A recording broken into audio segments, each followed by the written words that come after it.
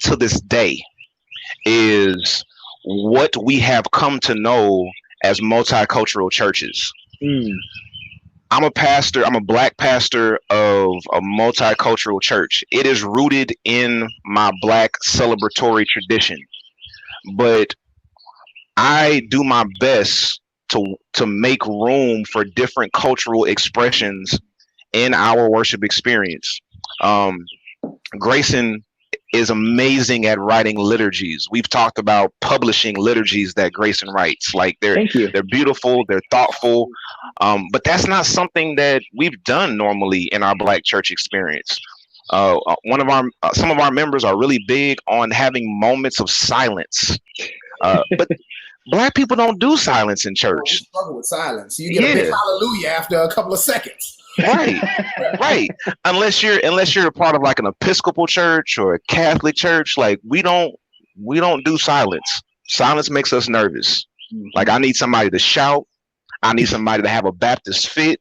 Like when a Black church, especially a Black Baptist church, gets silent, a Baptist fit is when usually it's one of the mothers. They just like, oh, in the middle of silence. And it's like, okay, now we about to have some church. We were waiting, now he's come. Now the Spirit is here. Yeah. So I am doing my best as a pastor to create a true multicultural experience and hear the voices of the cultures represented in my ministry. What we call multicultural in a lot of churches is really just multi-ethnic. We have a number of ethnicities represented in the congregation, but they are all required to assimilate to white culture. So when an issue arises in society that dramatically affects Black people, they go to their multicultural, I'm doing air quotes for those who are listening, they go to their multicultural church, and their white pastor says nothing. Not even the performative "we stand with Black people," just nothing. That's not multicultural.